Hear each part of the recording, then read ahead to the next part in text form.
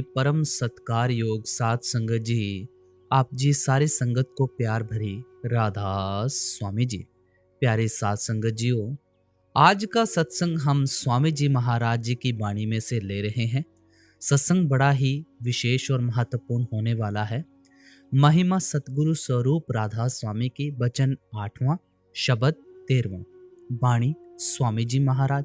सत्संग के वचन।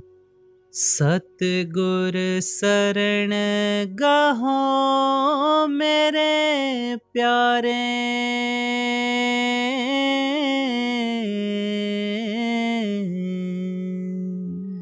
कर्म जगात चुकाए।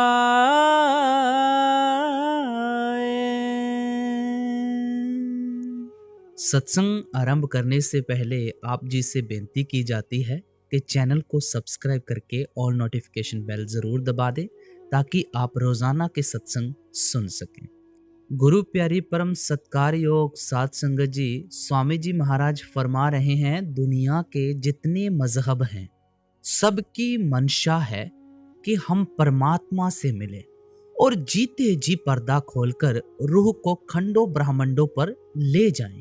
पर किसी कौम या मजहब में ऐसा आदमी नहीं मिलेगा जो कहे कि मैंने बाहर की आंखों से परमात्मा को देखा है।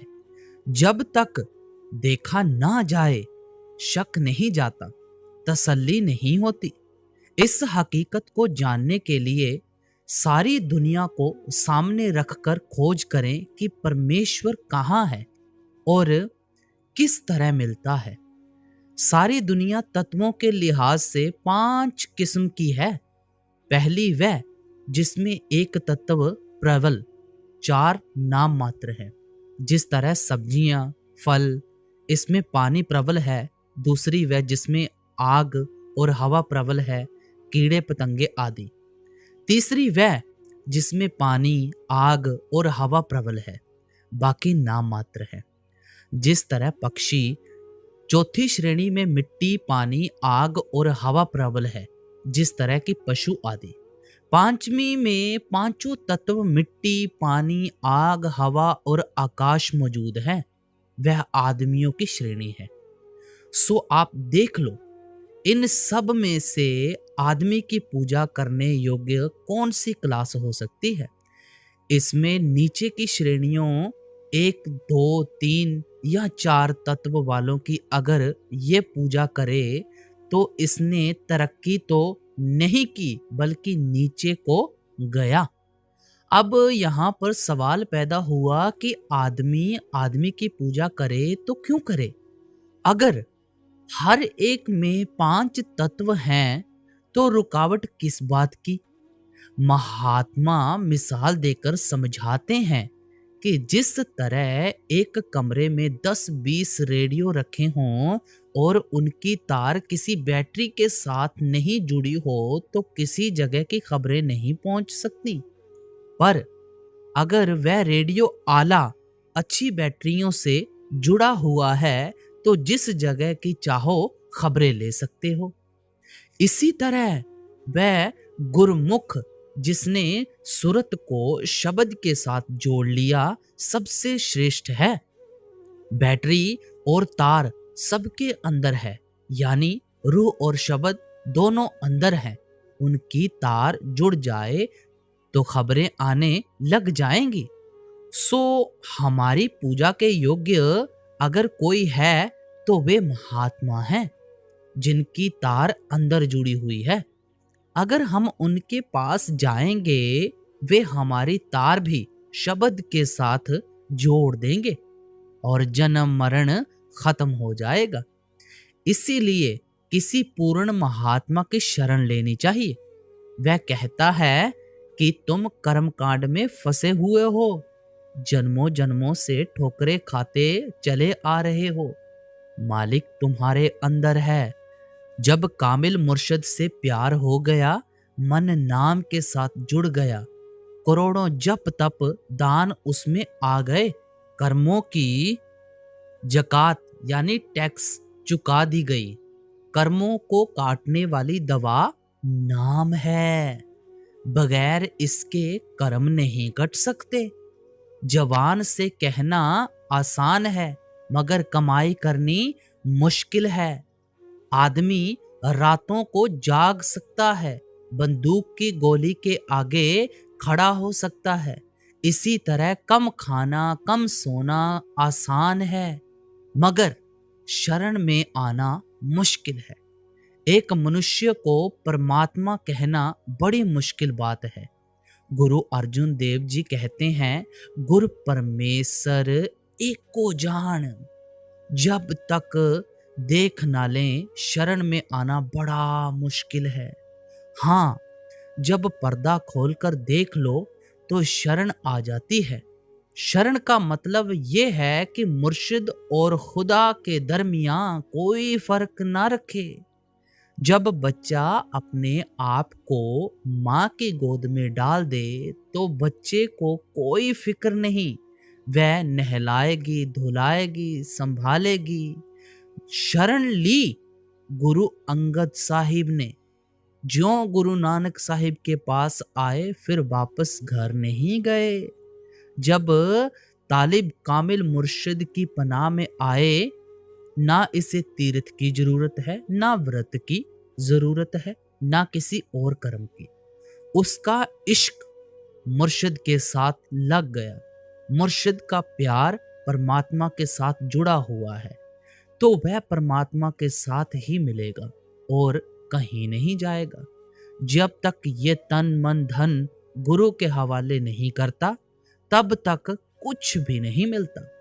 अगर ये सब कुछ गुरु का कर दे तो परमेश्वर साथ साथ फिरता है। मौलाना रूम साहिब फरमाते हैं, हम नशीनी सा अते बा ओलिया, बेहतर अज सद साला ताअत बेरिया। ओलिया अल्लाह यानी परमात्मा में लीन महात्मा की एक घड़ी की सोहबत 100 साल की प्यार भरी मन मर्जी की बंदगी से अच्छी है। अगर रास्ता है पूरब को, हम दौड़ते हैं पश्चिम को, तो जितना दौड़े उतना और दूर हो गए। जब गोपी चंद लोकलाज छोड़कर गुरु गोरखनाथ के पास गया तो उन्होंने सोचा कि ये राज छोड़कर योगी हुआ है, पहले इसकी मान बढ़ाई निकालो। कहने लगे कि राजा, अगर तुझे योगी होना है तो मुझे मांगना भी पड़ेगा। जा, आज पहले अपने शहर में मांग। राजा गया। जब शहर के लोगों को पता लगा कि अपना राजा आया है, जो जो हस्बे हैसियत यानी सामर्थ्य के अनुसार कोई दे सका, राजा को देता गया। ज्यों ज्यों वस्तुएं जमा होती गईं, राजा योगियों को पहुंचाता गया। जब राजा अपने महलों की तरफ गया, रानियों ने देखा कि पति मांगने आया है। जो हार श्रृंगार जेवर पास थे, कोड़ी कोड़ी उतारकर अपने पति के हवाले कर दिए। जिस वक्त माँ के दरवाजे पर गया, माँ कहने लगी कि देख योगी, अब मेरा फर्ज तो नहीं कि तुझे शिक्षा दूं, क्योंकि मैं गृहस्थी हूं, तू योगी है, लेकिन मेरी मर्जी है, जो चाहूं तुझे भिक्षा दूं। अगर मैंने तुझे धन दौलत दी तो तू वह योगियों के हवाले कर देगा और तेरे पल्ले कुछ नहीं रहेगा। इसलिए मैं तुझे 3 बातों की भिक्षा देती हूँ। सबसे पहले ये कि मजबूत से मजबूत किले में रहना, दूसरा ये कि अच्छे से अच्छा खाना, और तीसरा नरम से नरम बिस्तर पर आराम करना। राजा कहने लगा, माता, अगर कोई और स्त्री ये कहती तो मैं उसे समझाता और उसकी बात कभी परवान यानी मंजूर ना करता, लेकिन मैं तुम्हारे इस उपदेश को सुनकर हैरान हूँ, मेरी समझ में नहीं आया। माता कहने लगी, सुन, तू राज छोड़कर योगी हुआ है, तेरे पास हर तरह के लोग, अमीर गरीब, बच्चे बूढ़े, स्त्री पुरुष, खूबसूरत से खूबसूरत आएंगे। अगर तू सतगुरु की शरण लेगा, सतगुरु के शरण स्वरूपी मजबूत किले में रहेगा, तो वे तेरा कुछ भी नहीं बिगाड़ सकते। स्त्रियों ने बहुत से साधुओं की गिरा गिरा कर मिट्टी पलीत की है। अगर किसी कामिल मुर्शिद की पनाह ली होती तो बच जाते। मुर्शिद के साए से बढ़कर दुनिया में कोई साया नहीं। मौलाना रूम साहिब कहते हैं, अंदर आदर साया ए आकिले, किश नदानत बुर्द अज रह नाकिले। अव्वल कामिल मुर्शिद की सोहबत में आ जा, दूसरे भजन सिमरन में जाग। जब तू देखे कि वजूद यानी शरीर बिल्कुल सहन नहीं करता, थक टूट कर चूर हो गया है, उस वक्त जो तुझे नींद आएगी वह बादशाहों को भी नसीब नहीं होती। वजह क्या है? अगर मालिक के चरणों से ख्याल जुड़ा है तो उसे दुनिया की कोई बात सता नहीं सकती।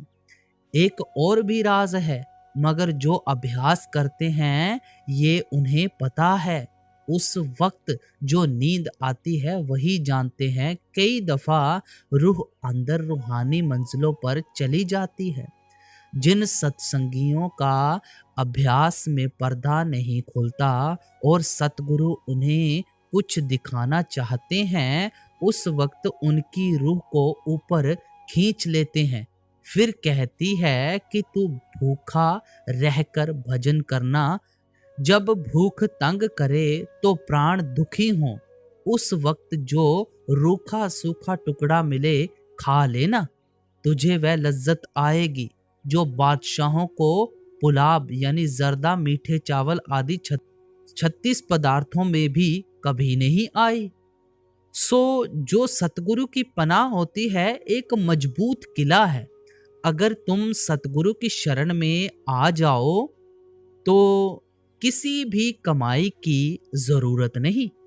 लेकिन इसमें राज है, पनाह लेनी आसान नहीं मगर कमाई करना आसान है। आदमी को आदमी पर भरोसा होना कोई आसान बात नहीं, क्योंकि वह खाता पीता पहनता हमारी तरह है। अगर उसके किसी काम पर अभाव आ गया तो शरण टूट गई। अगर पूरे सतगुरु से प्यार प्रेम और इश्क जुड़ जाए तो किसी भी कर्म की जरूरत नहीं। स्वामी जी कहते हैं कि अगर अपने आप को मुर्शिद के हवाले कर दें तो फिर किसी किस्म की फिक्र नहीं रहती। जी। भूल भरम में सब जग पछता,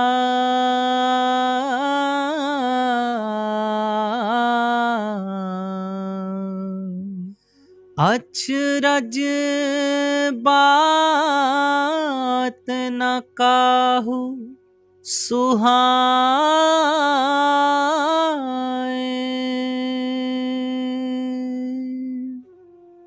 कहते हैं सारी दुनिया भूली हुई है।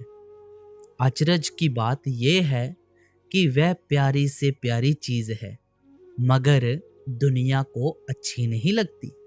सारे महात्मा गुरु गुरु पुकारते हैं। मौलाना रूम कहते हैं, आप बादशाहे आज़म दर बस्ता बूद मुहकम, पोशीदा दल के आदम यानी किह बरदर आमद।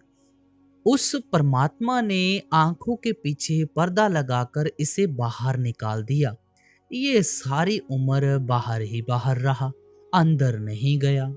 फिर कहते हैं, खामोश ओ पंच नौबत विष्णु जी आसमाने, खामोश हो जा, अंदर जा, 5 शब्द 5 आवाजें तेरे अंदर आसमान से आ रही हैं। कौन सा आसमान? आगे कहते हैं, का आसमाने बैरूजा हफ्तों ईशश आमद, कि वह आसमान इन 6 चक्रों से आगे है। 7वें आसमान पर धुन है। ये मुर्शिद बताता है। गुरु नानक साहिब कबीर साहिब, तुलसी साहिब, शम्स तबरेज, दादू साहिब और जो महात्मा अंदर गए, सबकी एक ही राह है। आज का नहीं, आदि से चला आ रहा है। ना घट सकता है ना बढ़ सकता है इसके अंदर, पर दुनिया भूली हुई है। बड़ी ऊंची नियामत है, लेकिन लेता कोई नहीं। जी। भागहीन सब जग माया बस,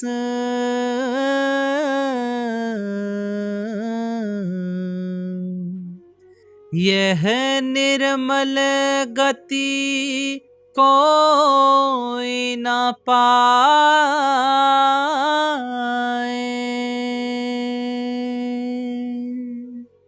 दुनिया के खोटे भाग्य, सबको मन और माया का नशा चढ़ा हुआ है। ये उत्तम से उत्तम रास्ता हर एक आदमी के अंदर है, मगर सारा संसार खोटे कर्मों में, मन, माया और इंद्रियों के वश में आया हुआ है। वह इधर आता ही नहीं। जिस तरह बुखार वाले को मिश्री कड़वी लगती है, इसी तरह जिनके अंतकरण मैले हैं, उन्हें इस निर्मल गति का पता ही नहीं। रूह मन के अधीन रहना पसंद करती है और इंद्रियां दुनिया की लज्जतों के वश में है। जो इंद्री चाहती है, इसे खींचे लिए फिरती है। कहते हैं मालिक ने ये दौलत सबके अंदर रखी हुई है, पर बिना भाग्य के मिलती नहीं। जी। जिन पर दया आदि करता की,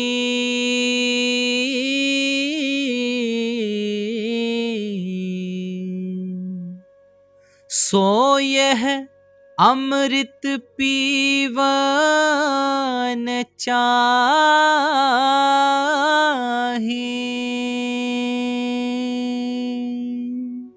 जिस पर मालिक की दया मेहर हो, वही इस अमृत को पी सकता है।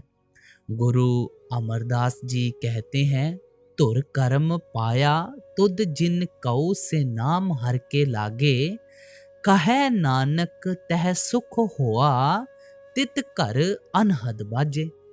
एक और जगह गुरु रामदास जी ने भी फरमाया है, प्रभ मस्तके तुर लिखिया, गुरमति हर लिव लायो, पंच शब्द दरगे वज्या, हर मिल्यो मंगल गायो।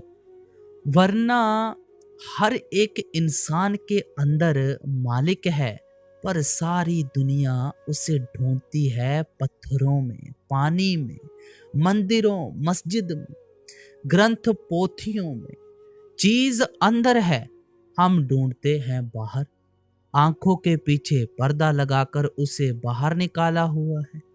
इसीलिए ये सारी उम्र बाहर ही बाहर ढूंढता मर गया, मिला कुछ नहीं। बाहर से ना किसी को मिला, ना किसी को मिलेगा। अंदर चढ़ो और देखो कि अकाल पुरुष ने तुम्हारे अंदर क्या क्या रखा है।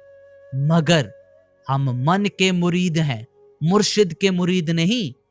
अगर मुर्शिद के मुरीद बन जाएं तो आज ही अंदर पर्दा खुल जाए। अगली कड़ी में क्या फरमाते हैं जी। कहाँ लग महिमा कहूँ इस गति की,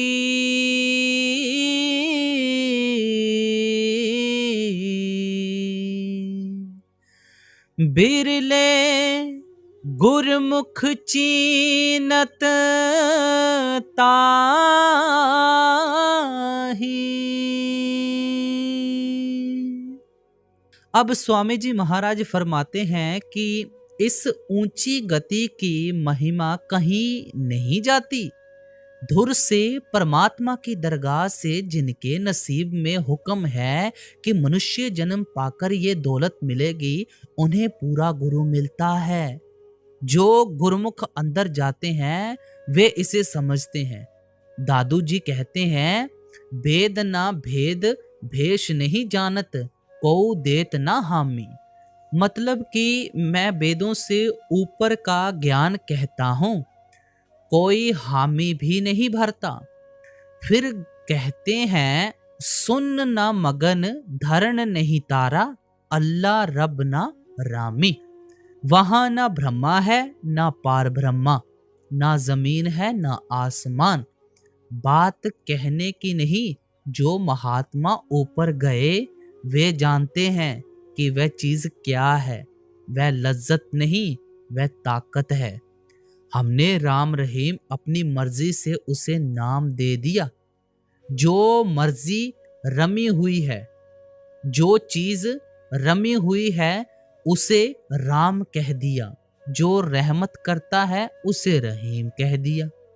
जो अपने आप पर दया करता है, मालिक भी उस पर दया करता है। जैसे किसी के घर लाख रुपया दबा हो, ना उसे निकाला और ना उससे फायदा ही उठाया, कंगाल का कंगाल ही रहा, इसे कोई विरला ही पहचानता है। अगली कड़ी में क्या फरमाते हैं जी। बिन गुरु चरण और नहीं पावे,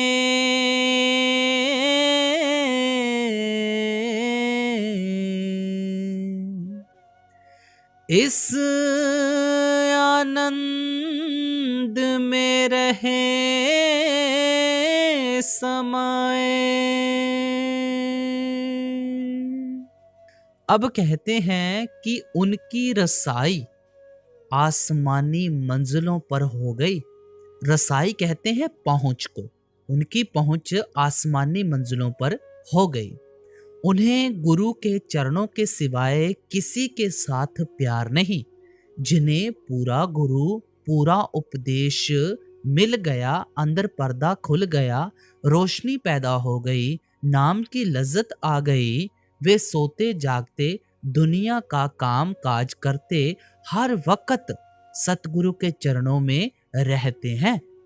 नाम हर एक जीव काम काज करते हुए जप सकता है। औरतें रोटी पकाती हुई नाम जप सकती हैं। काम काज तो हाथों से करना है, नाम मन से जपना है।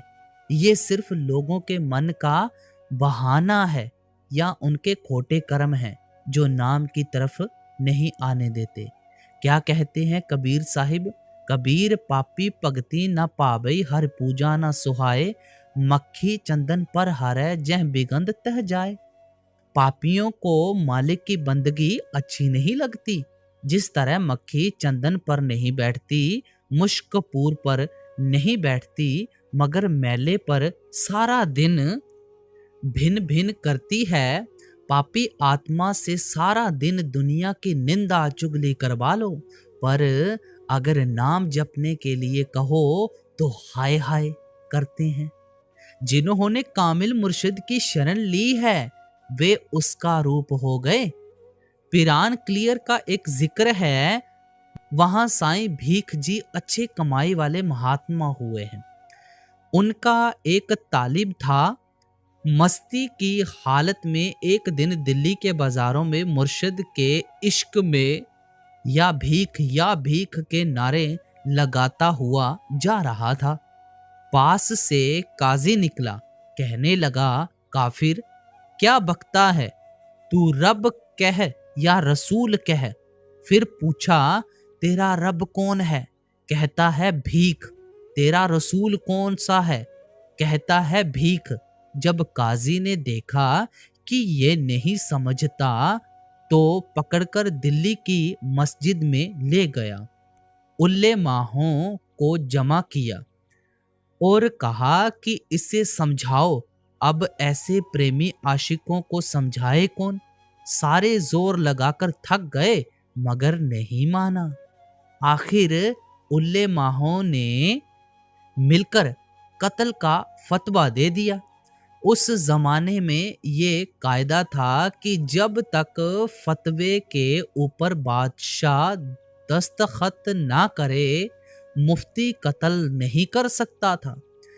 अब फतवा देकर बादशाह के आगे पेश किया। अकबर का राज था। उसने देखा कि ये तो कोई मस्त है, इसका कत्ल मुनासिब नहीं। पूछा तेरा रब कौन है? कहता है भीख। फिर पूछा तेरा रसूल कौन है? कहता है भीख। उन दिनों बारिश नहीं हो रही थी, बड़ा कहर पड़ा हुआ था।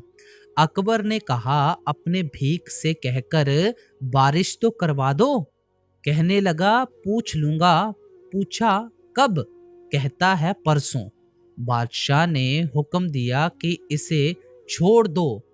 उल्लेमा कहने लगे कि जहां पना यह भाग जाएगा। अकबर ने कहा कि कोई परवाह नहीं। तालिब ने बाहर जंगल में जाकर अपने मुर्शिद का ध्यान किया। मालिक की मौज बारिश हो गई। अगले दिन खुद आकर हाजिर हो गया।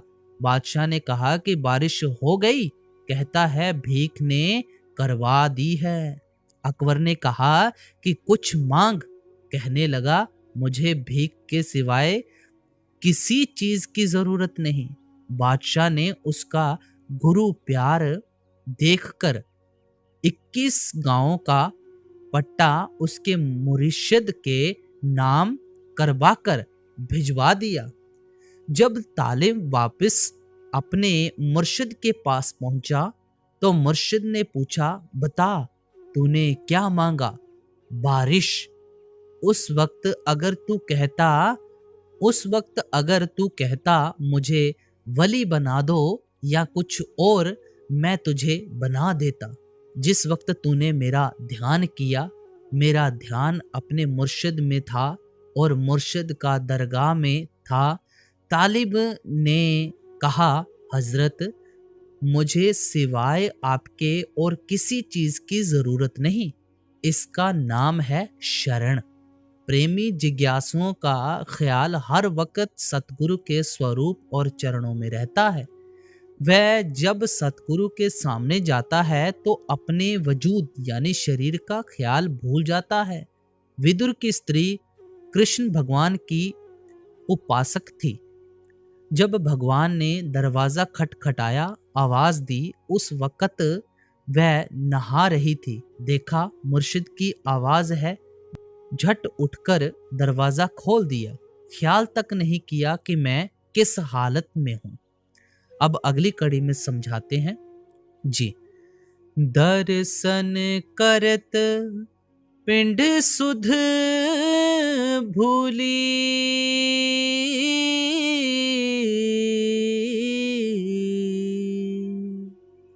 फिर घर बाहर सुध क्या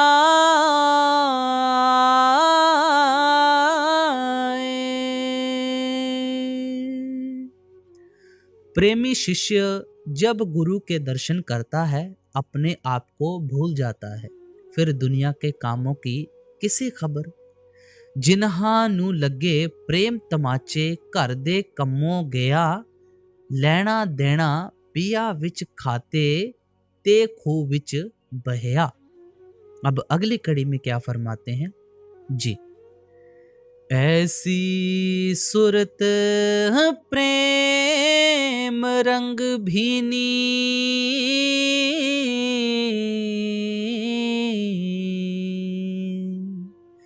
तिनकी गति क्या कहूँ सुनाए।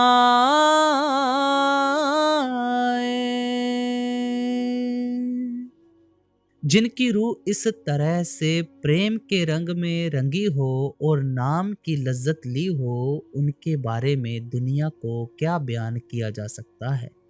अगली कड़ी में फरमाते हैं जी।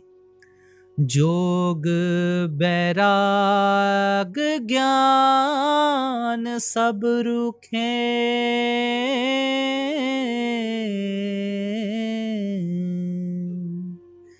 यह रस उनमें दिखे ना ताए।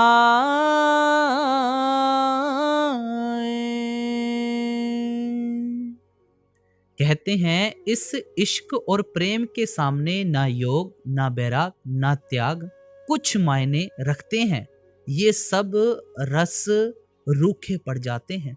शरण और इश्क और प्रेम का दर्जा सभी साधनों से ऊंचा है।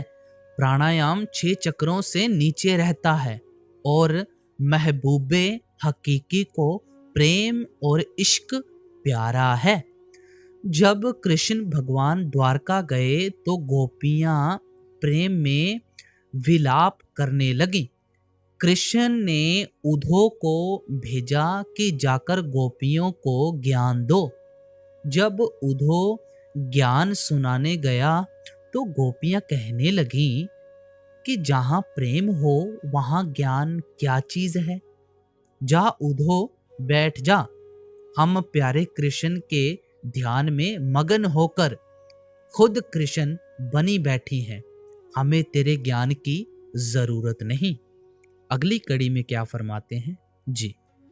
वड पागी कोई विरला प्रेमी,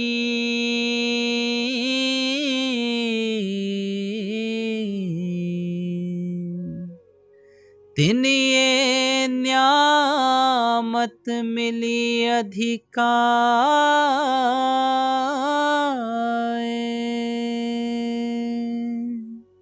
बड़े ऊंचे भाग्य वाला बिरला कोई प्रेमी हो, वह इस नियामत को हासिल कर सकता है।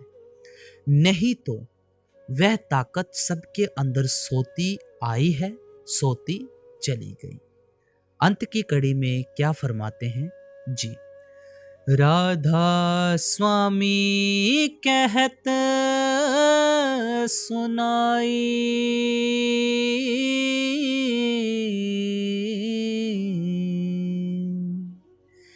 यह आरत कोई गुरमुख गाए।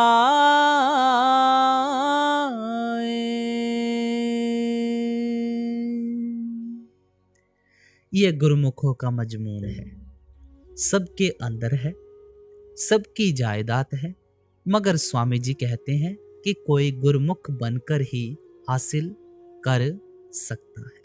तो गुरु प्यारी साध संगत जी, देखिए हमें स्वामी जी महाराज ने हर कड़ी से खोलकर समझाया है और हमें अक्सर बाबा जी महाराज इसी बात का उपदेश देते हैं, नाम की कमाई करो भाई, भजन सिमरन की कमाई करो, बिना नाम के इस भवसागर से पार नहीं हुआ जा सकता है। तो आप जी से एक बार फिर से बेनती की जाती है कि चैनल को सब्सक्राइब करके ऑल नोटिफिकेशन बेल दबा दें ताकि आप ऐसे सत्संग रोजाना सुन सकें जी। राधा स्वामी कहत सुनाई,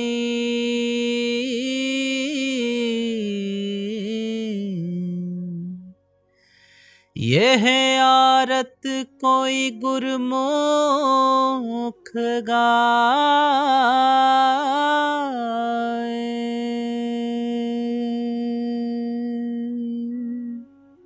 राधा स्वामी जी।